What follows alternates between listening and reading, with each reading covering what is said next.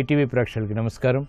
Triple డిటర్జెంట్స్తో శుభమస్తు కార్యక్రమానికి స్వాగతం. ఈనాడు శుభమస్తు కార్యక్రమంలోని గ్రహఫల మంచంలో గ్రహాల యొక్క స్థితిగతులు, వాటి యొక్క శుభాశుభ ఫలితాల గురించి పరిశీలిద్దాం. అలాగే ఈరోజు 12 రాశుల వారికి ఏ సంఖ్యలు కలిసి వస్తాయి, రంగుల యొక్క ప్రాధాన్యత, ఈరోజు ఇందువారం లేదా సోమవారం చంద్రుడి యొక్క పరిపాలన పూర్తిగా ఉంటుంది. చంద్రుడి ద్వారా ఏర్పడేటువంటి మానసిక రుగ్మతలను దూరం చేసుకోవటానికి ఈశ్వర పూజ ఉపకరిస్తుంది. మరి 12 రాశుల వారు ఈశ్వరుణ్ణి ఎటువంటి ప్రక్రియలతో పూజించాలో పరిశీలిద్దాం. వ్యాపార రంగంలో రాణించడానికి, వ్యాపార అభివృద్ధిని పెంపొందింపు చేసుకోవడానికి ఎటువంటి సులభ ప్రక్రియలు పాటించాలో అదృష్టం, ఐశ్వర్యం అనేటువంటి శీర్షికలో తెలుసుకుందాం. ముఖ్యంగా 12 రాశుల వారు ఈరోజు చేపట్టవలసినటువంటి కార్యక్రమాలు ఏమిటో కూడా పరిశీలిద్దాం. ముందుగా నేటి పంచాంగ వివరాలు. శ్రీ దుర్ముఖినామ సంవత్సరం మాఘమాసం, ఉత్తరాయణం, శిశిర ఋతువు. ఈరోజు మాఘ శుద్ధ తదియ, శుభ ప్రయత్నాలకి పనికి వస్తుంది. వారం ఇందువారం లేదా సోమవారం. ఈరోజు చేసేటువంటి ఈశ్వరాభిషేకం, ఈశ్వర స్మరణ ఉత్తమ ఫలితాన్ని కలిగిస్తుంది, గ్రహపీఠం తొలగిస్తుంది. ఏకాదశ పూర్వక రుద్రాభిషేకం, అన్నదానం, వస్త్రదానం, గోసేవ ఇత్యాది పుణ్య కార్యక్రమాలన్నీ కూడా ఈరోజు శుభ ఫలితాన్ని కలిగించి దుఃఖాన్ని దూరం చేస్తాయి. ఈరోజు నక్షత్రం శతభిషం నక్షత్రం. ఈ శతభిషం నక్షత్రంలో ఈరోజు పుట్టేటువంటి వారికి ఏ పాదంలో పుట్టినప్పటికీ కూడా దోషం లేదు, శుభప్రదం. ఈ శతభిషం నక్షత్రంలో ఈరోజు పుట్టేటువంటి వారికి రాహు మహాదశతోటి ప్రారంభమవుతుంది. ప్రస్తుతం రాహు యొక్క స్థితి సింహక్షేత్ర స్థితి. అనుకూల లగ్నాల్లో ఆధిపత్యత స్థితిరీత్యా శుభుడైనప్పుడు చక్కటి వేగవంతమైనటువంటి యోగాన్ని కలిగించడంలో సమర్థత కలిగినటువంటి ఛాయాగ్రహం. గ్రహాల యొక్క స్థితిగతులను కనుక పరిశీలించినట్లయితే శుక్రుడి మీనక్షేత్ర స్థితి, ఉచ్చస్థితి, బృహస్పతి వీక్షణ ఇది ఈరోజు పుట్టేటువంటి వారికి చక్కటి యోగాన్ని కలిగిస్తుంది. అలాగే బుధ గురుల యొక్క పరివర్తన ఇది కూడా ఈరోజు పుట్టేటువంటి వారికి శుభయోగాన్ని కలిగిస్తుంది. ఈరోజు ఇందువారం లేదా సోమవారం చంద్రుడి యొక్క దశ నడుస్తున్నప్పుడు, అది ప్రతికూలంగా ఉన్నప్పుడు, గోచారీత్యా కూడా చంద్రస్థితి ప్రతికూలంగా ఉన్నప్పుడు ఈశ్వరారాధన చక్కటి ఫలితాన్ని కలిగిస్తుంది, మానసిక ప్రశాంతతను పెంచుతుంది, దోషాలని దూరం చేస్తుంది. ఇప్పుడు శుభమస్తు వీక్షిస్తున్నటువంటి ప్రేక్షకులందరికీ ఈశ్వరుడి యొక్క కటాక్షం కలగాలని ప్రార్థిద్దాం. బ్రహ్మమురారి సురార్చితలింగం, నిర్మల భాసిత శోభితలింగం, జన్మజ దుఃఖ వినాశకలింగం, తత్ప్రణమామి సదా శివలింగం. దేవముని ప్రవరార్చితలింగం, కామదహన కరుణాకరలింగం, రావణ దర్ప వినాశకలింగం, తత్ప్రణమామి సదా శివలింగం.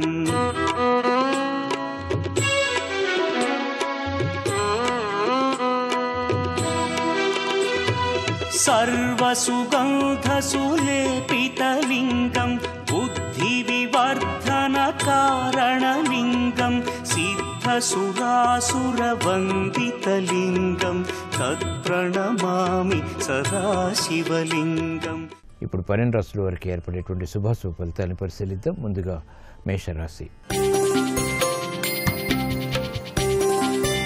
ఈరోజు మేషరాశి వారిని పరిశీలించినట్లయితే మానసిక ఆందోళన ఉంటుంది. లాభదాయకమైనటువంటి కార్యక్రమాలను కూడా చేపట్టగలుగుతారు.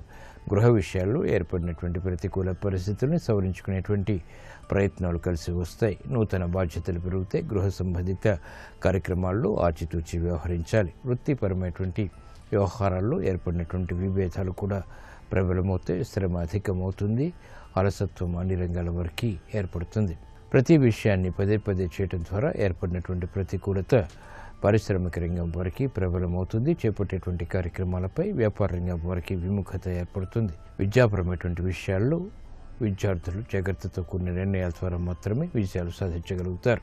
ఈ రోజు మీ అదృష్ట సంఖ్య 2, తెలుపు వర్ణం ప్రశాంతతను పెంచుతుంది. సోమవారం సందర్భంగా ఈరోజు మేషరాశి వారు ఈశ్వరుని సన్నజాతులతో భక్తి శ్రద్ధలతో పూజించడం ద్వారా ఆర్థిక సంబంధిత సమస్యలకు పరిష్కారాలు పొందగలుగుతారు. అలసత్వం తొలగిపోతుంది. అభివృద్ధి గోచరిస్తుంది. వ్యాపార ఒప్పందాలు ఈరోజు మీకు ఊరట కలిగిస్తాయి. ఈరోజు వృషభ రాశి వారిని పరిశీలించినట్లయితే ఆధ్యాత్మిక కార్యక్రమాల ద్వారా సంతృప్తికర సంఘటనలు చోటు చేసుకుంటే శుభ పరిణామాలు గృహంలో ఆహ్వానించగలుగుతారు. ఆకస్మిక విషయాలు వెనంటి ఉంటే చేపట్టేటువంటి కార్యక్రమాలపై అవగాహన కలిగి ఉంటారు. నూతన కార్యక్రమాల్ని చకచక పూర్తి చేయగలుగుతారు. కుటుంబ సభ్యుల మధ్య సఖ్యత పెరుగుతుంది. విభేదాలు తగ్గుతాయి. కార్యక్రమాన్ని వేగవంతంగా పూర్తి చేసేటువంటి ప్రక్రియలు ఉపకరిస్తాయి. ఆరోగ్యం పదిలం. చేపట్టేటువంటి కార్యక్రమాల్లో పారిశ్రామిక రంగం వారికి ప్రోత్సాహం ఉంటుంది. వ్యాపార రంగం వారికి నూతన విధానాలతో కూడినటువంటి పరిశీలన ద్వారా అభివృద్ధి గోచరిస్తుంది. కార్యక్రమాన్ని వేగవంతంగా వైద్య వృత్తి వారు చేపట్టగలుగుతారు.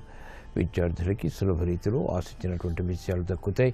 ఈ రోజు మీ అదృష్ట సంఖ్య 6. ఎరుపు వర్ణం ధైర్యాన్ని కలిగిస్తుంది. సోమవారం సందర్భంగా ఈ రోజు వృషభ రాశి వారు ఈశ్వరుణ్ణి ఎర్రగన్నేరు పూలతో భక్తి శ్రద్ధలతో పూజించడం ద్వారా అష్టమ శని ద్వారా ఏర్పడేటువంటి దోషాలు దూరం అవుతాయి. చేపట్టేటువంటి కార్యక్రమాల్లో విజయాలు సిద్ధిస్తాయి. విదేశీ లావాదేవీలు, సంభాషణలు, ప్రక్రియలు ఈ రోజు మీకు అనుకూలం. ఈ రోజు మిథున రాశి వారిని పరిశీలించినట్లయితే ఆర్థిక విషయాల్లో ఆకస్మిక విజయాలు సాధించగలుగుతారు. శ్రమ అధికంగా ఉంటుంది. రాజకీయ వ్యవహారాల్లో జాగ్రత్తలు పాటించాలి. గృహ సంబంధిత కార్యక్రమాల్లో ఏర్పడినటువంటి ప్రతికూలతని క్రమక్రమంగా దూరం చేసుకోగలుగుతారు. శత్రు భీతి పెరుగుతుంది. కోర్టు సంబంధిత వ్యవహారాల్లో ప్రతికూల పరిస్థితుల్ని ధైర్యంగా ఎదుర్కోగలుగుతారు. ఆరోగ్య విషయంలో జాగ్రత్తలు పాటించాలి. అభివృద్ధి కార్యక్రమాల్లో పారిశ్రామిక రంగం వారికి చిరు సమస్యలు ఏర్పడినప్పటికీ అంతిమ విజయాలు పట్టుదలతో సాధించగలుగుతారు. కార్యక్రమ నిర్వహణలో వ్యాపార రంగం వారు జాగ్రత్తతో కూడినటువంటి నిర్ణయాల ద్వారా మాత్రమే విజయాలు సాధించగలుగుతారు. స్థిరాస్తి రంగం వారికి ప్రతికూలత ఉంటుంది. క్రీడారంగం వారికి ప్రతికూల పరిస్థితులు వృత్తిపరంగా చోటు చేసుకుంటాయి. ఈ రోజు మీ అదృష్ట సంఖ్య 1. ఎరుపు వర్ణం ధైర్యాన్ని కలిగిస్తుంది. సోమవారం సందర్భంగా ఈ రోజు మిథున రాశి వారు ఈశ్వరుణ్ణి చామంతులతో భక్తి శ్రద్ధలతో పూజించడం ద్వారా శుభ పరిణామాలు గృహంలో తారసపడతాయి. ఆర్థిక లావాదేవీలు, సంభాషణలు, ప్రక్రియలు ఈరోజు మీకు ఉపకరిస్తాయి. ఈ రోజు కర్కాటక రాశి వారిని పరిశీలించినట్లయితే మానసిక ఆందోళన పెరుగుతుంది. ప్రయాణాల విషయంలో జాగ్రత్తలు వహించాలి. గతంలో చేసినటువంటి పొరపాట్లు వెలుగులోకి వస్తాయి. ఆశలు చిగురింపు చేసేటువంటి వాతావరణం ఆర్థికంగా దూరమవుతుంది. కార్యక్రమ నిర్వహణలో క్రమశిక్షణ తప్పనిసరి. విభేదాలు ప్రబలమైనటువంటి సంఘటనలు లేకపోలేదు. ఆర్థిక వ్యవహారాల్లో పారిశ్రామిక రంగం వారు జాగ్రత్తలు వహించాలి. వ్యాపార రంగం వారికి చిరు సమస్యలు ఆర్థికంగా చోటు చేసుకుంటాయి. క్రమశిక్షణ విద్యార్థులకి తప్పనిసరి. మహిళలకు ఆరోగ్య చిక్కులు ప్రారంభమవుతాయి. ఖర్చులు ఉక్కిరిబిక్కిరి చేస్తాయి. క్రమశిక్షణ లోపం ద్వారా ఏర్పడినటువంటి ప్రతికూలత స్థిరాస్తి రంగం వారికి ప్రబలమవుతుంది. ఆదాయాన్ని పెంపొందింప చేసుకోలేనటువంటి పరిస్థితులు విస్మయాల్ని కలిగిస్తాయి. ఈ రోజు మీ అదృష్ట సంఖ్య 6. తెలుపు వర్ణం ప్రశాంతతను పెంచుతుంది. సోమవారం సందర్భంగా ఈ రోజు కర్కాటక రాశి వారు ఈశ్వరుణ్ణి శ్రీగంధంతో భక్తి శ్రద్ధలతో అభిషేకించడం ద్వారా మానసిక ప్రశాంతత ఏర్పడుతుంది. ఆశించినటువంటి కోరికలు నెరవేరుతాయి. ఆధ్యాత్మిక కార్యక్రమాలు ఈ రోజు మీకు లాభదాయకం. ఈ రోజు సింహరాశి వారిని పరిశీలించినట్లయితే సంబంధ బాంధవ్యాల విషయంలో జాగ్రత్తలు వహించాలి. ఆర్థిక విషయాలు మాత్రం అనుకూలిస్తాయి. సంభాషణల ద్వారా ఆశించినటువంటి ప్రయోజనాలు పొందగలుగుతారు. ప్రయాణాల ద్వారా కూడా ఆశించినటువంటి కార్యక్రమ నిర్వహణ కొనసాగించగలుగుతారు.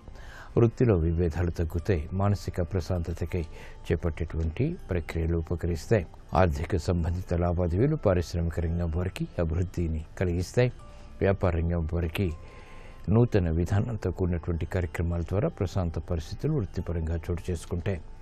విద్యార్థులకి అనుకూలత విద్యాపరంగా ఏర్పడుతుంది. మహిళలకు ప్రోత్సాహం ఆర్థికంగా ఆరోగ్యపరంగా కూడా లభిస్తాయి. కార్యక్రమాన్ని వేగవంతంగా స్థిరాస్తి రంగం వారు పూర్తి చేయగలుగుతారు.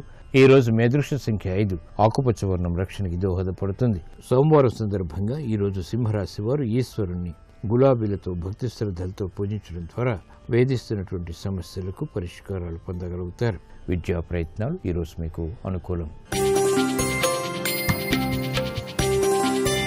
ఈరోజు కన్యారాశి వారిని పరిశీలించినట్లయితే సంబంధ బాంధవ్యాలు మెరుగవుతాయి. ఆలోచన సంపత్తి పెరుగుతుంది. స్నేహితుల ద్వారా లబ్ధి చేకూరుతుంది. మానసిక ప్రశాంతతకే చేపట్టేటువంటి కార్యక్రమాలు లాభిస్తాయి. విదేశీ సంబంధిత సఖ్యతకై చేసేటువంటి ప్రక్రియలు ఉపకరిస్తాయి. ఆరోగ్యం పదిలం. చేపట్టేటువంటి కార్యక్రమాలు పారిశ్రామిక రంగం వారికి ఆశించినటువంటి ప్రయోజనాన్ని కలిగిస్తాయి. వ్యాపార ఉన్నతికై చేపట్టేటువంటి కార్యక్రమాలు వ్యాపార రంగం వారికి కలిసి వస్తాయి. ఆధ్యాత్మిక రంగం వారికి పేరు ప్రఖ్యాతులు పెరుగుతాయి. క్రీడా రంగం వారికి అనుకూల పరిస్థితులు వృత్తిలో చోటు చేసుకుంటాయి. కార్యక్రమ నిర్వహణలో నైపుణ్యం వైద్య వృత్తి వారు ప్రదర్శించగలుగుతారు. ఈ రోజు మీ అదృష్ట సంఖ్య 9. ఎరుపు వర్ణం ధైర్యాన్ని కలిగిస్తుంది. సోమవారం సందర్భంగా ఈ రోజు కన్యారాశి వారు ఈశ్వరుని కొబ్బరి నీళ్లతో అభిషేకించడం ద్వారా శుభ పరిణామాల్ని ఆహ్వానించగలుగుతారు. మానసిక ప్రశాంతత పెరుగుతుంది. ఆర్థిక లావాదేవీలు, సంభాషణలు, ప్రక్రియలు ఈరోజు మీకు లాభదాయకం. ఈరోజు తులారాశి వారిని పరిశీలించినట్లయితే కోర్టు సంబంధిత వ్యవహారాల్లో విజయాలు సాధించగలుగుతారు. మానసిక భీతి తగ్గుతుంది. కార్యక్రమ నిర్వహణలో నైపుణ్యాన్ని ప్రదర్శించగలుగుతారు. ఆగిపోయినటువంటి కార్యక్రమాన్ని పునఃప్రారంభించగలుగుతారు. మానసిక ఉల్లాసం పెరుగుతుంది. కుటుంబ సభ్యుల మధ్య ఏర్పడినటువంటి విభేదాలు తగ్గుతాయి. కార్యక్రమాలను వేగవంతంగా పూర్తి చేయాలనేటువంటి తపన పెరుగుతుంది. ఆత్మవిశ్వాసం కూడా పెరుగుతుంది. కార్యక్రమాన్ని వేగవంతంగా పారిశ్రామిక రంగం వారు ప్రారంభించగలుగుతారు. అభివృద్ధి కార్యక్రమాల్లో వ్యాపార రంగం వారికి ఉన్నతి లభిస్తుంది. విద్యార్థులకి ఆశించినటువంటి ప్రయోజనాలు విద్యాపరంగా లభిస్తాయి. చేపట్టేటువంటి కార్యక్రమాలు మహిళలకు గృహపరంగా ఆనందాన్ని పెంచుతాయి. ఈ రోజు మీ అదృష్ట సంఖ్య 3. పసుపు వర్ణం త్వరితగతిన శుభాల్ని కలిగిస్తుంది. సోమవారం సందర్భంగా ఈ రోజు తులారాశి వారు ఈశ్వరుణ్ణి బిల్వదళాలతో భక్తి శ్రద్ధలతో ఆరాధించడం ద్వారా ఐశ్వర్య ప్రాప్తి చేకూరుతుంది. వ్యాపార ఒప్పందాలు ఈరోజు మీకు అనుకూలం. ఈరోజు వృశ్చిక రాశి వారిని పరిశీలించినట్లయితే ఆదాయాన్ని పెంపొందింప చేసుకునేటువంటి మార్గాలు సులభతరమవుతాయి. కార్యక్రమ నిర్వహణలో అనుకూలతగా చేసేటువంటి ప్రయత్నాలు కూడా లాభిస్తాయి. ఉద్యోగ సంబంధిత ఉన్నతి ఏర్పడుతుంది. శుభ ప్రయత్నాలు గృహరీత్యా కూడా ఆనందాన్ని పెంచుతాయి. మహిళలు శుభవార్తలు వింటారు. ఆనందకర వాతావరణం గృహరీత్యా బలాన్ని పెంచుతుంది. సఖ్యతని పెంపొందింపచేస్తుంది. మానసిక వేదనలు పారిశ్రామిక రంగం వారికి తగ్గుతాయి. నూతన కార్యక్రమాలు మహిళలు గృహరీత్యా చేపట్టగలుగుతారు. క్రమశిక్షణ ద్వారా విద్యార్థులకు విజయాలు లభిస్తాయి. క్రీడారంగం వారికి అనుకూలత ఉంటుంది. న్యాయవాద వృత్తి వారికి ప్రతికూల పరిస్థితులు కోర్టు పరంగా దూరం చేసుకునేటువంటి ప్రక్రియలు ఉపకరిస్తాయి. ఈ రోజు మీ అదృష్ట సంఖ్య 6. తెలుపు వర్ణం ప్రశాంతతను పెంచుతుంది. సోమవారం సందర్భంగా ఈ రోజు వృశ్చిక రాశి వారు ఈశ్వరుని విభూతితో అభిషేకించడం ద్వారా ఉత్తమ జ్ఞానం లభిస్తుంది. సమస్యలు పరిష్కరింపబడతాయి. కోర్టు సంబంధిత వ్యవహారాలు, ప్రక్రియలు, సంభాషణలు ఈరోజు మీకు అనుకూలం. ఈరోజు ధనుసు రాశి వారిని పరిశీలించినట్లయితే ఆర్థిక సంబంధిత లావాదేవీల విషయంలో జరిగినటువంటి పొరపాట్లు సవరించుకునేటువంటి అవకాశాలు దగ్గరవుతాయి. వేదనలు పెరుగుతాయి. చేపట్టేటువంటి కార్యక్రమాలపై స్థిరత్వం తగ్గుతుంది. కార్యక్రమ నిర్వహణలో ఆశించినటువంటి ప్రయోజనాల్ని ఆలస్యంగా పొందుతారు. అలసత్వం వెంటి ఉంటుంది. బాధ్యతతో కూడినటువంటి కార్యక్రమాలు తద్వారా అలసత్వంతో కూడినటువంటి విషయాలు సాధించగలుగుతారు. క్రమశిక్షణ అన్ని రంగాల వరకు తప్పనిసరి. ఆర్థిక పరంగా, ఆరోగ్యపరంగా చేపట్టేటువంటి కార్యక్రమాల్లో పారిశ్రామిక రంగం వారికి అభివృద్ధి గోచరిస్తుంది. ప్రయత్నపూర్వకంగా వ్యాపార రంగం వారికి లాభాలను గడించేటువంటి యుక్తులు ఉపకరిస్తాయి. అభివృద్ధి కార్యక్రమాల్లో స్థిరాస్తి రంగం వారికి మెరుగైనటువంటి అవకాశాలు దక్కుతాయి. ఈ రోజు మీ అదృష్ట సంఖ్య 9. ఎరుపు వర్ణం ధైర్యాన్ని కలిగిస్తుంది. సోమవారం సందర్భంగా ఈ రోజు ధనుస్సు రాశి వారు ఈశ్వరుణ్ణి తేనెతో అభిషేకించడం ద్వారా శుభవార్తలు వింటారు. ఉద్యోగ ప్రయత్నాలు ఈరోజు మీకు అనుకూలం. ఈరోజు మకర రాశి వారిని పరిశీలించినట్లయితే మానసిక ఆందోళన ఉంటుంది. లాభదాయకమైనటువంటి కార్యక్రమాలను కూడా చేపట్టగలుగుతారు. గృహ విషయాల్లో ఏర్పడినటువంటి ప్రతికూల పరిస్థితుల్ని సవరించుకునేటువంటి ప్రయత్నాలు కలిసి వస్తాయి. నూతన బాధ్యతలు పెరుగుతాయి. గృహ సంబంధిత కార్యక్రమాల్లో ఆచితూచి వ్యవహరించాలి. వృత్తిపరమైనటువంటి వ్యవహారాల్లో ఏర్పడినటువంటి విభేదాలు కూడా ప్రబలమవుతాయి. శ్రమ అధికమవుతుంది. అలసత్వం అన్ని రంగాల వరకు ఏర్పడుతుంది. ప్రతి విషయాన్ని పదే పదే చేయడం ద్వారా ఏర్పడినటువంటి ప్రతికూలత పారిశ్రామిక రంగం వారికి ప్రబలమవుతుంది. చేపట్టేటువంటి కార్యక్రమాలపై వ్యాపార రంగం వారికి విముఖత ఏర్పడుతుంది. విద్యాపరమైనటువంటి విషయాల్లో విద్యార్థులు జాగ్రత్తతో కూడిన నిర్ణయాల ద్వారా మాత్రమే విజయాలు సాధించగలుగుతారు. ఈ రోజు మీ అదృష్ట సంఖ్య 2. తెలుపు వర్ణం ప్రశాంతతను పెంచుతుంది. సోమవారం సందర్భంగా ఈ రోజు మకర రాశి వారు ఈశ్వరుణ్ణి ఆవు పాలతో భక్తి శ్రద్ధలతో అభిషేకించడం ద్వారా లాభదాయకమైనటువంటి కార్యక్రమాల ద్వారా విజయాలు ప్రాప్తిస్తాయి. వ్యాపార ఒప్పందాలు ఈరోజు మీకు ఊరట కలిగిస్తాయి. ఈరోజు కుంభరాశి వారిని పరిశీలించినట్లయితే ఆర్థికపరమైనటువంటి చిరాకులకు, సమస్యలకు పరిష్కారాలు పొందగలుగుతారు. నూతన ఉత్సాహం పెరుగుతుంది. శుభవార్తలు గృహరీత్యా ఆనందాన్ని పెంచుతాయి. ఆర్థిక సంబంధిత లావాదేవీల్లో మెరుగైనటువంటి అవకాశాలు లభిస్తాయి. నూతన స్నేహాల ద్వారా లబ్ధి చేకూరుతుంది. సంబంధ బాంధవ్యాలు మెరుగవుతాయి. కార్యక్రమ నిర్వహణలో నైపుణ్యత పెరుగుతుంది. చేపట్టేటువంటి కార్యక్రమాలు పారిశ్రామిక రంగం వారికి ఉపకరిస్తాయి, ఆర్థిక విజయాలు కలిగిస్తాయి. అనుకోని సంఘటనల ద్వారా ఏర్పడినటువంటి ప్రతికూలత వ్యాపార రంగం వారికి తగ్గుతుంది. విద్యార్థులకి క్రమశిక్షణ ఏర్పడుతుంది. నూతన ఆశలు చిగురింపచేసేటువంటి ఆర్థిక పరిస్థితి స్థిరాస్తి రంగం వారికి బలాన్ని పెంచుతుంది. కార్యక్రమ నిర్వహణలో ఏకాగ్రత వృత్తి వారికి ఉంటుంది. ఈ రోజు మీ అదృష్ట సంఖ్య 1. ఎరుపు వర్ణం ధైర్యాన్ని కలిగిస్తుంది. సోమవారం సందర్భంగా ఈరోజు కుంభరాశి వారు ఈశ్వరుణ్ణి గులాబీలతో భక్తి శ్రద్ధలతో పూజించడం ద్వారా వేధిస్తున్నటువంటి సమస్యలకు పరిష్కారాలు పొందగలుగుతారు. వాహన నిర్ణయాలు ఈరోజు మీకు అనుకూలం. ఈరోజు మీనరాశి వారిని పరిశీలించినట్లయితే సంభాషణలు రుచిస్తాయి. ఉద్యోగ సంబంధిత కార్యక్రమాల్లో ప్రాధాన్యత పెరుగుతుంది. అభివృద్ధి కార్యక్రమాలను వేగవంతంగా పూర్తి చేయగలుగుతారు. ఆశలు చిగురింపచేసేటువంటి ఆర్థిక పరిస్థితి ఆత్మవిశ్వాసాన్ని పెంచుతుంది. ఆరోగ్య విషయంలో కూడా ప్రతికూలత తగ్గుతుంది. నూతన కార్యక్రమాలు పారిశ్రామిక రంగం వారు వెంటనే ప్రారంభించగలుగుతారు. ఆర్థిక విజయాలు కూడా సాధించగలుగుతారు. వ్యాపార రంగం వారికి అనుకూలత ఉంటుంది. ఆర్థిక సంబంధిత లావాదేవీల్లో మెరుగైనటువంటి అవకాశాలు పొందగలుగుతారు. నూతన కార్యక్రమాలు న్యాయవాద వృత్తి వారికి కూడా లాభిస్తాయి. శ్రమతో కూడినటువంటి కార్యక్రమ నిర్వహణ తద్వారా విజయాలు బ్యాంకింగ్ రంగం వారికి వెన్నంటి ఉంటాయి. కార్యక్రమాలు వేగవంతంగా క్రీడా రంగం వారు కూడా ప్రారంభించగలుగుతారు. ఈ రోజు మీ అదృష్ట సంఖ్య 2. తెలుపు వర్ణం ప్రశాంతతను పెంచుతుంది. సోమవారం సందర్భంగా ఈరోజు మీనరాశి వారు ఈశ్వరుణ్ణి నల్ల నువ్వులతో అభిషేకించడం ద్వారా లేదా పూజించడం ద్వారా అభివృద్ధి కార్యక్రమాల్లో ఆటంకాలు తొలగిపోతాయి. సమస్యలు క్రమక్రమంగా వీడిపోతాయి. ఆర్థిక లావాదేవీలు, సంభాషణలు, ప్రక్రియలు ఈరోజు మీకు అనుకూలం.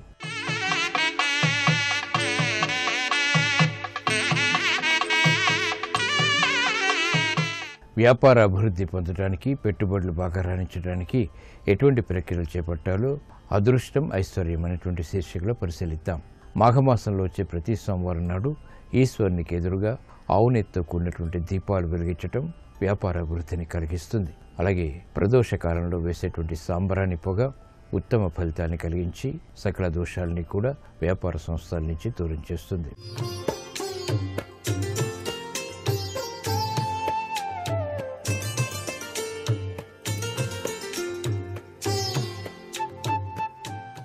XXX డిటర్జెంట్ సోప్ శుభమస్తు కార్యక్రమంలో గృహబలం అంశానికి స్వాగతం.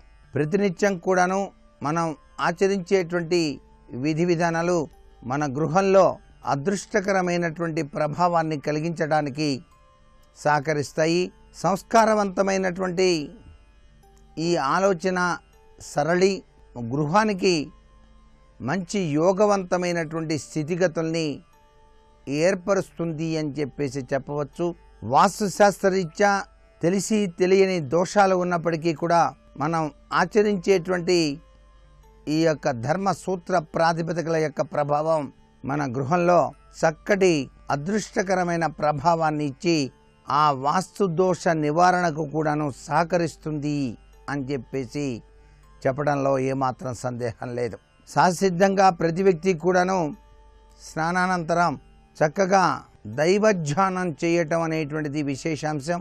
దీనిలో భాగంగా పురుషులు ప్రతినిత్యం కూడాను విభూతిని ధారణ చేసి నుదుట కుంకుమను ధరించాలి అని స్త్రీలు కూడాను ప్రతినిత్యం కుంకుమ ధారణ చేసేటువంటి విధి విధానాన్ని అలవర్చుకొని ఆ ప్రభావరీత్యా సౌభాగ్య సిద్ధిలో గృహంలో గృహలక్ష్మి యోగతత్వాన్ని ప్రసరింపజేసుకోవడానికి కూడా ఆస్కారం ఎంతగానో ఉంటుంది కదా. మరి శిరస్నానం చేసినప్పుడు మాత్రమే తడిచిన విభూతిని ధరించాలి అని శాస్త్రం.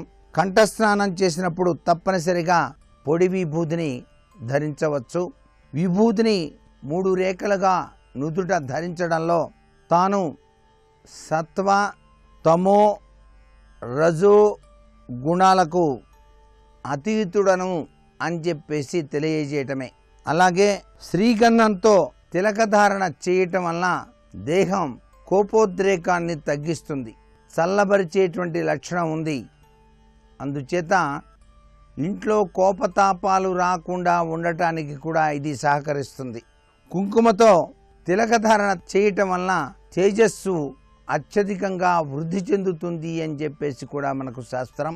పూజలు, వ్రతాలు, నోములు చేసుకునేటువంటి సమయంలో స్త్రీలు తప్పనిసరిగా పాదాలకు పసుపు, నుదుట కుంకుమ ధారణ చేసి త్రికరణ శుద్ధితో ఆ యొక్క వ్రతాలు, పూజలు నిర్వహించడం వెనకాల గృహ శోభకు, గృహ వాస్తురీత్యా కూడాను చక్కటి బలాన్ని చేకూర్చడానికి ఆస్కారం ఎంతగానో ఉంటుంది సుమా. అందుకే ప్రతినిత్యం కూడాను మనం ఆచరించేటువంటి విధి విధానాలే మన యొక్క గృహంలో అత్యంత విశిష్టవంతమైన అదృష్టాన్ని కలగచేస్తాయి అని చెప్పడంలో ఏమాత్రం సందేహం లేదు. ప్రతి ఇంటిలో కూడాను తులసి మొక్క అనేటువంటిది తప్పనిసరిగా ఉండి తీరాలి.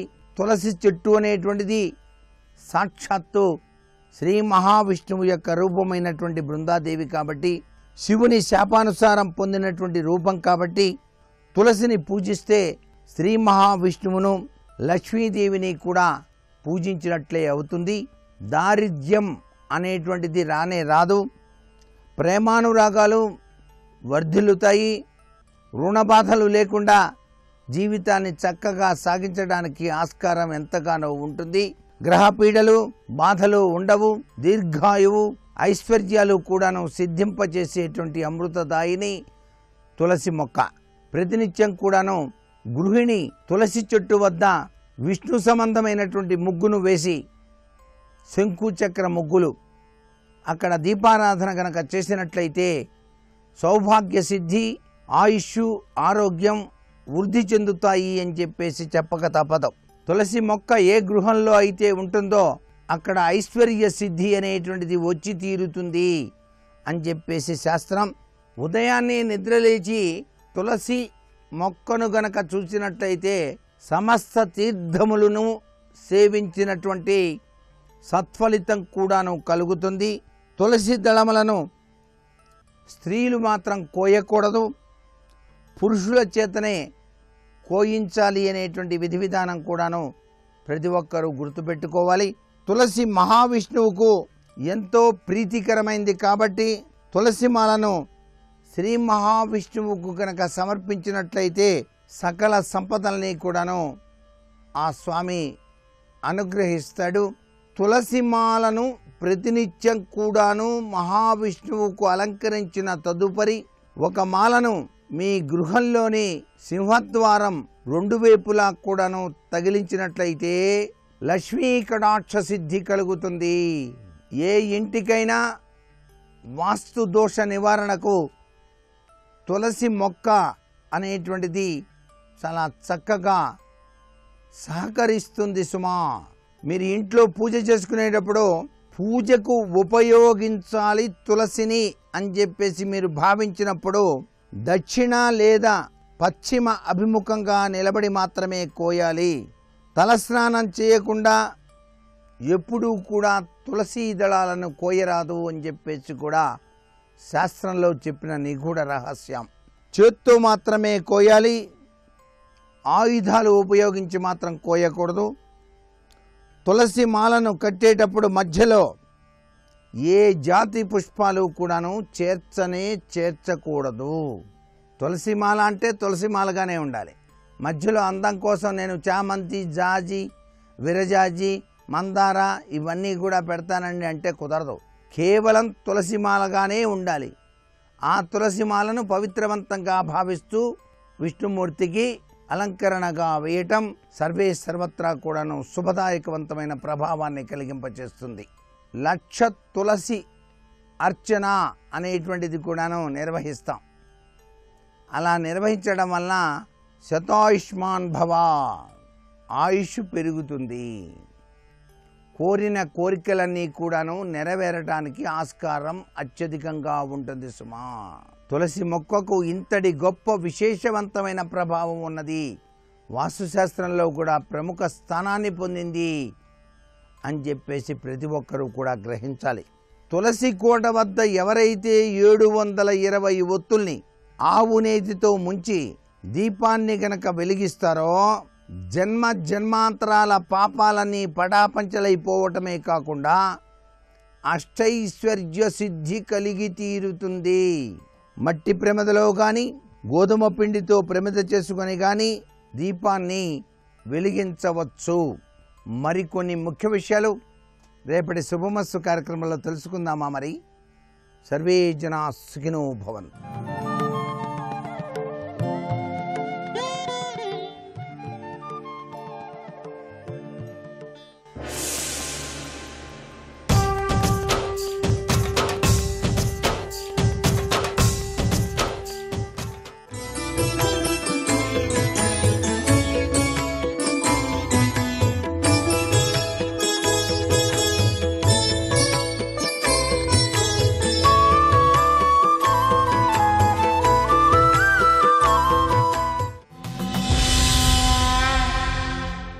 భీష్మాచార్యుల వారు కౌరవ సైన్యానికి సర్వసేనాధిపతిగా పదవిని స్వీకరించి ఆ కురుక్షేత్ర సంగ్రామ భూమి యందు ప్రవేశించి మొట్టమొదటి రోజు యుద్ధం చేసినప్పుడే ఆయన ధాటికి తట్టుకోలేక పాండవ సైన్యములన్నీ కాకావికలైపోతే ఎందరో మెడలు తెగి పడిపోయారు, ఎన్నో గుర్రాలు ఏనుగులు పడిపోయాయి, ఎందరివో ధనస్సులు ఇరిగిపోయాయి.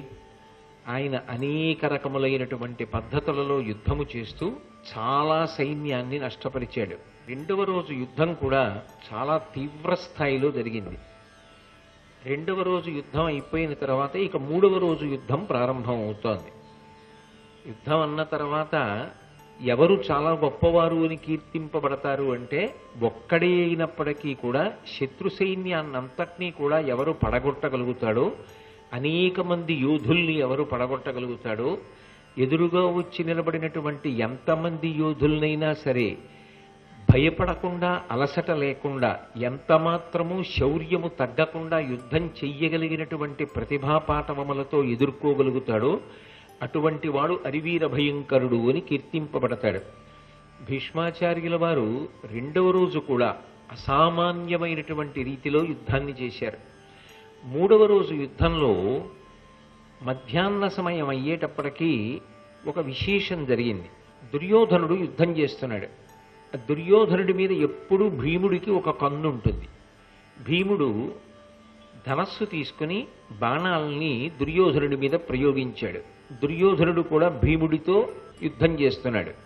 ఈ యుద్ధం చేస్తున్నటువంటి సందర్భంలో భీముడు ప్రయోగించినటువంటి అనేక బాణములు దుర్యోధనుడి యొక్క శరీరాన్నంతటినీ కూడా తూట్లు పొడిచేస్తే ఆయన రథంలోనే మూర్ఛపడిపోయాడు. మూర్ఛపడిపోతే కౌరవ సైన్యం అంతా కాకావికలైపోయి ప్రభువు పడిపోయాడు అనేటటువంటి ఉద్దేశ్యంతో పెద్ద పెద్ద ఆర్తనాదాలు చేస్తూ వెనక్కి తిరిగి పారిపోతోంది సైన్యం. దాన్నంతటినీ కూడా భీష్మద్రోణులు కదలకుండా వారెక్కడున్నారో అక్కడ నుంచే వాళ్ళకి మళ్ళీ ఉత్సాహాన్ని పురికొల్పి వారందరూ కూడా యుద్ధభూమిలో నిలబడేటట్టుగా ప్రయత్నం చేశారు. కానీ మూర్ఛపోయినటువంటి దుర్యోధనుడితో కూడి ఉన్నటువంటి రథాన్ని దూరంగా తప్పించడానికి తీసుకెడిపోతున్నటువంటి సందర్భాన్ని పురస్కరించుకొని భయపడిపోయినటువంటి కౌరవ సైన్యాలు అక్కడ ఊంచుకుని నిలబడడానికి సిద్ధపడలేదు. దూరంగా తీసుకెళ్లిపోయిన తరువాత దుర్యోధనుడు మూర్ఛ నుండి తెప్పరిల్లాడు. తెప్పరిల్లి భీష్మాచార్యుల వారి దగ్గరికి వచ్చాడు.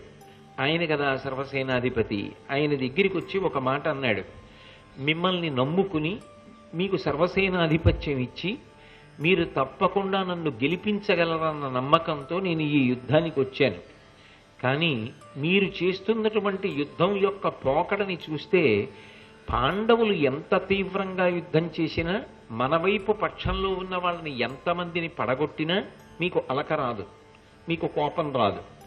మీకు ఎంతసేపు పాండవుల మీద పక్షపాతం, పాండవులంటే ప్రేమ.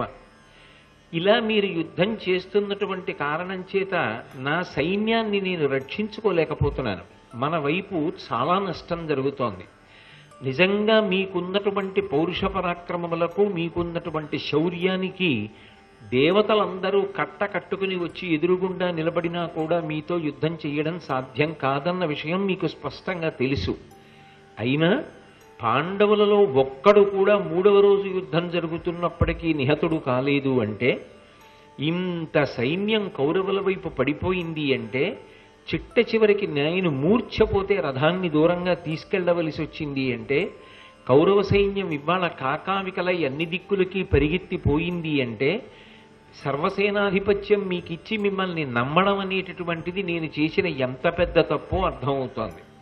మిమ్మల్ని నమ్మి మీకు ఈ పదవిని కట్టపెట్టకుండా ఉండాల్సింది. నాడే చెప్పగన్న నాకు రాధేయునకెట్లు చూడబోలేనట్లు బోలే పడినపాటు పడుదుము అడియాస నీచేత భంగపడితిమింక పలుకులేలా అన్నాడు. మీకు సర్వసేనాధిపత్యం ఇచ్చిన రోజునే నేను ఇంత మందంగా యుద్ధం చేస్తాను. నేను పాండవుల జోలికి వెళ్ళను. వాళ్ళు ఎంత గొప్ప యుద్ధం చేసినా వాళ్ళ మీద కోపం పెట్టుకోను. నేను ఇలాగే యుద్ధం చేస్తూ ఉంటాను అని నాకు చెప్పి ఉంటే నేను మీకు సర్వసైన్యాధిపత్యం ఇచ్చేవాణ్ణి కాదు. కర్ణుడి మాటలు నమ్మి ఉండి ఇప్పటికి కర్ణుడిని తీసుకుని వచ్చి ఉండేవాడిని యుద్ధానికి. అంటే అన్యాపదేశంగా ఆయన ఉద్దేశ్యం ఏమిటంటే ఈ సర్వసేనాధిపత్యాన్ని కర్ణుడికి ఇచ్చి ఉండేవాడిని. కర్ణుడికి ఇచ్చి ఉంటే ఈ పాటికి పాండవులు నిహతులైపోయి ఉండేవారు. ఈ పాటికి యుద్ధం పరిసమాప్తమైపోయి ఉండేది. మీ మూలంగా యుద్ధం జరగడం లేదు సరికదా, మీ మూలంగా పాండవులకు ఏ హాని జరగడం లేదు సరికదా, మీరు ఆనాడు నిష్కారణంగా కర్ణుడిని అధిక్షేపించినటువంటి కారణం చేత కర్ణుడు యుద్ధ భూమిలోకి రాలేదు. నాకు 2 విధాలైనటువంటి నష్టం జరుగుతోంది. కాబట్టి మీ మాటలు నమ్మి నేను భంగపాటుకి గురయ్యాను. మీరు ఈ మాటలన్నీ నాకు ముందే చెప్పి ఉంటే ఖచ్చితంగా నేను కర్ణుడితో కలిసి వేరొక మార్గం చూసుకుని ఉండేవాడిని. కర్ణుడు నా ఆశ తీర్చి ఉండేవాడు. అంటే ఆయన ఉద్దేశ్యం ఏమిటంటే మిమ్మల్ని అసలు యుద్ధానికి రమ్మని అడిగేవాడిని కాదు, నేను కర్ణుడికి సర్వసేనాధిపత్యం ఇచ్చి ఉండేవాడిని. అవతల ఆయన పెద్ద ఆయన మహానుభావుడు, వంశం నిలబడాలని కోరుకున్నవాడు.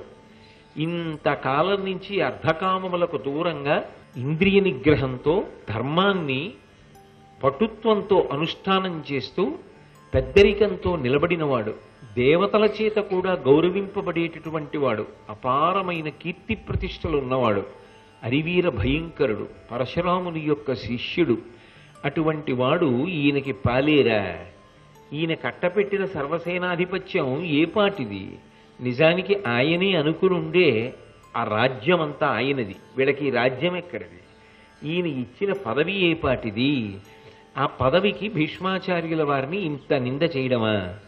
ఆ రోజు ఆగ్రహం చెందినటువంటి భీష్ముడు దుర్యోధనుడితో ఒక మాట అన్నాడు. దుర్యోధన, నేను యుద్ధం ప్రారంభ సమయంలోనే నీకు స్పష్టంగా చెప్పాను, పాండవులు ధర్మాత్ములు, విశేషించి నువ్వు నాకు ఎలా బంధుత్వమో పాండవులు కూడా అలాగే బంధుత్వం. మరి కౌరవులు మనవలైనప్పుడు పాండవులు మనవలు కారు? నేను తాతని, పైగా ధర్మపక్షపాతిని. నిష్కారణంగా నేను ఎందుకు పడగొట్టాలి పాండవుల్ని? పాండవులను సంహారము చెయ్యను అని నీకు నేను యుద్ధ ప్రారంభంలో చెప్పాను. విశేషించి నాకన్నా అస్త్రవిద్య అర్జునుడికి బాగా తెలుసు. అర్జునుడిని నేను గెలవలేను. అర్జునుడి చేతిలో నేను పడిపోతానన్న విషయాన్ని నీకు స్పష్టంగా చెప్పాను. శిఖండితో యుద్ధం చెయ్యనని చెప్పాను. నీకు ఇన్ని చెప్పి నేను యుద్ధానికి బయలుదేరాను తప్ప నేను నీ దగ్గర దాచి యుద్ధానికి వచ్చింది లేదు. అయినా నా వయస్సుని దృష్టిలో పెట్టుకోకుండా, నా వృద్ధాప్యాన్ని దృష్టిలో పెట్టుకోకుండా అహరహం కష్టపడి ప్రతిరోజు ఎన్ని వేల మంది యోధుల్ని పడగొడుతున్నానో నీకు తెలుసు. నువ్వు ఇంత కఠినంగా మాట్లాడడం ఉచితంగా లేదు. అయినా ఇవాళ నువ్వన్న మాటలకు నా మనసు ఖేదపడింది. 3వ కన్నుని దాచిపెట్టి త్రిశూలాన్ని దాచిపెట్టినటువంటి పరమశివుడు రుద్రుడై యుద్ధభూమిలోకి ప్రవేశిస్తే ఎలా ఉంటుందో ఇవాల్టి మధ్యాహ్నం నా యుద్ధం అలా ఉంటుంది. నువ్వు దగ్గరగా ఉండి నా వీర విహారాన్ని తిలకించు అని ఆయన విజృంభించి యుద్ధాన్ని మొదలుపెట్టాడు. ఆ యుద్ధాన్ని మొదలుపెట్టినప్పుడు ఇక ఆయన ముందు నిలబడగలిగినటువంటి వారు లేరు. అది ఎదురుగుండా ఉన్న వాళ్ళు ఎవరు అవనివ్వండి, కార్చిచ్చు కాల్చినట్టుగా కాల్చేశాడు పాండవ సైన్యాల్ని. అన్ని వేల మంది యోధులు నేల కొరిగిపోయారు. అసలు దుర్నిరీక్షుడు, 2 కన్నులెత్తి ఆయనని చూడడం కుదరదు. ఎవరూ కూడా భీష్ముడితో యుద్ధం చెయ్యడానికి కానీ భీష్ముడిని చెనకే ప్రయత్నం చేయడం కానీ సాధ్యం కాదు. ఇక అంత తీవ్రమైనటువంటి స్థాయిలో యుద్ధం చేస్తున్నాడు. పాండవ సైన్యములన్నీ కూడా అన్ని దిక్కులకు చల్లా చెదరై పారిపోతున్నాయి. అప్పటికి ముందున్న స్థితిని ఉత్తర క్షణంలో తన శౌర్యంతో ఎలా తిప్పేశాడో చూడండి. అది ఆయన పరాక్రమం అంటే. కృష్ణ భగవానుడు చూశాడు, పాండవ సైన్యాలన్నీ అన్ని దిక్కులు పట్టి పారిపోతున్నాయి. పెద్దగా పిలిచి అందులో ఉన్నటువంటి యోధులను సైన్యాన్ని పిలిచి మీరు ఇలా పారిపోకూడదు, ఆత్మస్థైర్యాన్ని కూడా తీసుకోండి, అందరం కలిసి భీష్ముడితో యుద్ధం చేస్తాం రమ్మనమని పిలిచాడు. కానీ ఎవ్వరూ ఆ పిలుపుని పట్టించుకునేటటువంటి స్థితిలో లేరు.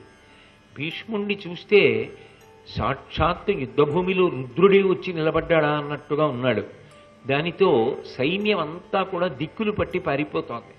అటువంటి సమయంలో కృష్ణుడు అర్జునుడి వంక తిరిగి, అర్జున, ఇత పూర్వం ఎన్నో మాటలు యుద్ధం వస్తే భీష్ముడిని పడగొడతాను అని నువ్వన్నావు. ఇవాళ భీష్ముడి యొక్క వీర విజృంభణము చేత మన సైన్యమంతా కాకావికలై అన్ని దిక్కులకు పారిపోతోంది. పేరు పెట్టి పిలిచి నిలబడమని చెప్పినప్పటికీ కూడా నిలబడడానికి ఎవ్వరూ సిద్ధంగా లేరు. ఇటువంటి స్థితిలో భీముని యొక్క ఈ విజృంభణాన్ని అరికట్టి నిలపగలిగినటువంటి ఏకైక ప్రజ్ఞాశాలివి, పరాక్రమశాలివి, అస్త్రశస్త్ర విశారదుడవు నువ్వే. కాబట్టి వెంటనే బాణప్రయోగం చేసి నువ్వు భీష్ముడితో యుద్ధాన్ని ప్రారంభించు. రథాన్ని భీష్ముడి ముందుకు తీసుకెడుతున్నాను. అత్యంత శ్రద్ధతో, అధ్యవసాయంతో కూడుకున్న బుద్ధితో భీష్ముడిని నిగ్రహించు అని చెప్పాడు. కృష్ణుడు రథాన్ని తీసుకెళ్లి అర్జునుడి ముందర పెట్టాడు. కానీ ఆ భీష్మాచార్యుల వారి వీర విజృంభణ స్థితిలో అర్జునుడు కూడా ఆపలేకపోయాడు. 1-2 మాటలు భీష్ముడి ధనస్సు విరగ్గొట్టాడు. కానీ మళ్ళీ వేరు ధనస్సు తీసుకున్నటువంటి భీష్ముడు అర్జునుడిని ప్రశంసించి ఆయన కురిపిస్తున్నటువంటి బాణ పరంపరకి అర్జునుడి శరీరం తూట్లు పడిపోయింది. సారథి అయినటువంటి కృష్ణుణ్ణి కొట్టాడు. దేవతల యొక్క అనుగ్రహము చేత వచ్చినటువంటి రథం, దివ్యమైనటువంటి అశ్వములు, ఆ అశ్వములను కొట్టాడు. అర్జునుడి యొక్క రథానికి పూంచినటువంటి గుర్రములన్నీ బడలిపోయాయి.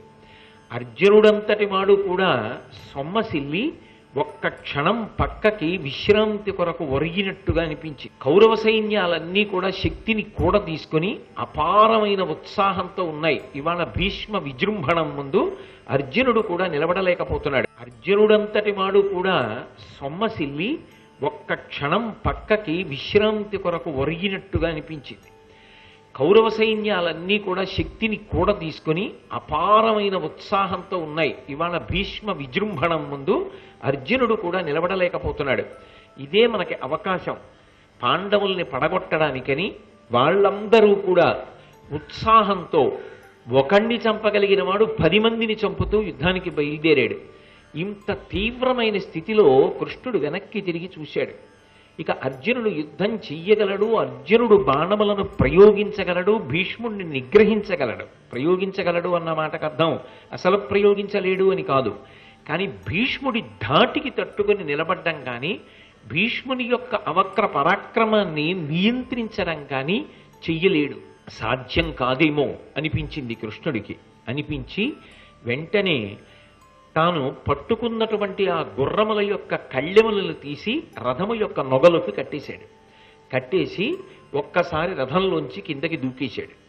దూకేసి అవని కంపింప లలిత పీతాంబరంబు చెరుగుదూల చక్రాంశులు దొరగలింప సింహనాదంబు క్రోధ రంజిత భయంకర ఆననంబున చలగంగ నడరు బెలుచా.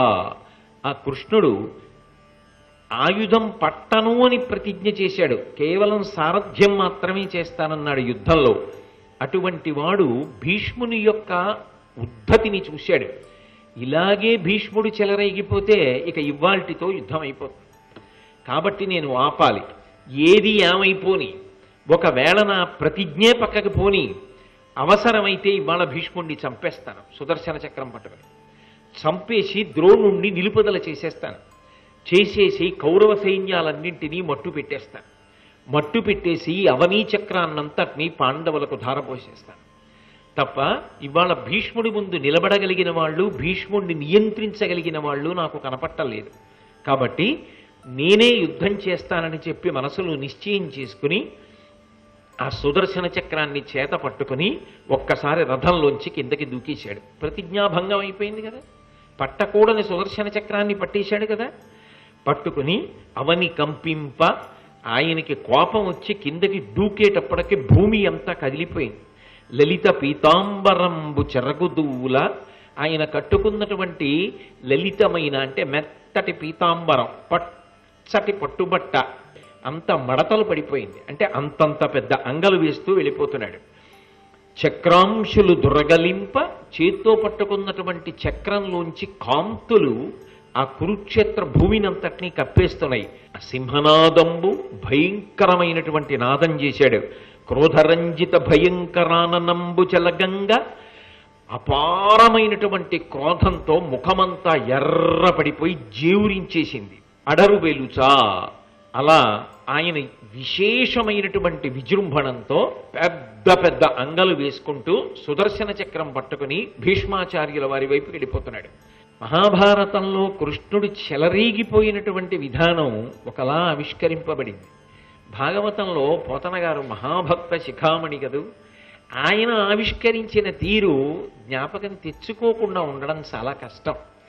ఆయనైతే కుప్పించి ఎగసిన కుండలంబుల కంతి గగనభాగం బెల్ల కప్పికొనగా, ఉరికిన నోర్వక నుదరంబులునున్న జగముల వ్రీగున జగతి కదుల, చక్రంబు చేబట్టి చనుదించురయమున పైనున్న పచ్చని పటముజార, నమ్మితి నాలావు నగుబాటు చేయకు మన్నింపుమని క్రీడి మరల దిగువ, కరికి లంఘించు సింహంబు కరణి మెరసి, నేడు భీష్ముని చంపుదు నిన్ను కాకు, విడువు మర్జునయటంచు మద్వి శిఖవృష్టి తెరలి చనుదించు దేవుండు దిక్కు నాకు అంటారు పోతన గారు భీష్మస్తుతి పాఠంలో.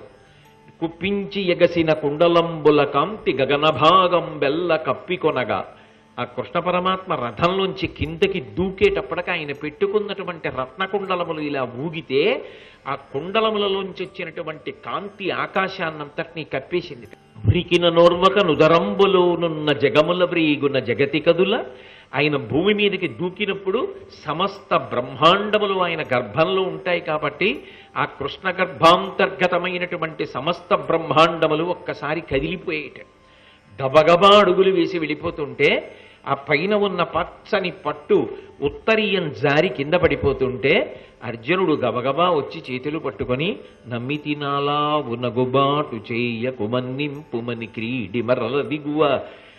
రేపొద్దున్న అర్జునుడి పరాక్రమం సరిపోకపోతే కృష్ణుడి శబదాన్ని పక్కన పెట్టి ఆయుధాన్ని పట్టుకున్నాడని లోకమంతా చెప్పుకుంటుంది. బావా వదిలిపెట్టు వదిలిపెట్టు, చక్రాన్ని వదిలిపెట్టు, రా వెనక్కి రా అని పట్టుకుంటుంటే, నేను సారథ్యం చేస్తూ ఉండగా నన్ను ఆశ్రయించినటువంటి వాడవై నువ్వు ఉండగా భీష్ముడు నీ మీద అన్ని బాణములు ప్రయోగించి శరీరాన్ని తుత్తునియల కింద కొడతాడా?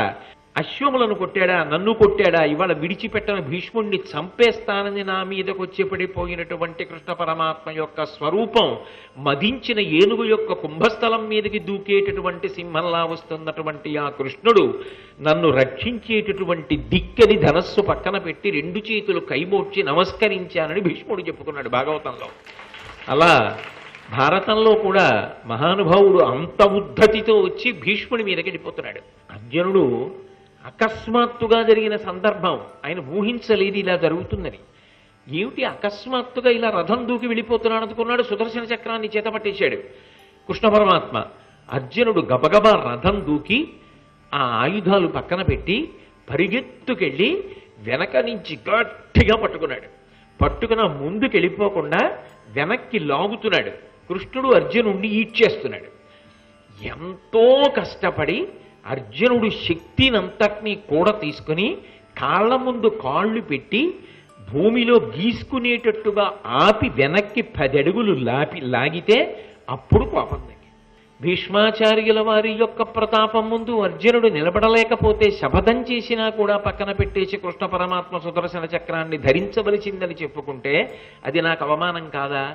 నన్ను రక్షించి నా యొక్క కీర్తిని నిలబెట్టవలసినటువంటి నువ్వే నా యొక్క పరాక్రమానికి చెటు తీసుకొస్తావా? నీ కోపాన్ని ఉపసంహారం చేసుకుని రథంలోకి వచ్చేసేయి బావా అని ప్రతిమాలుతున్నాడు.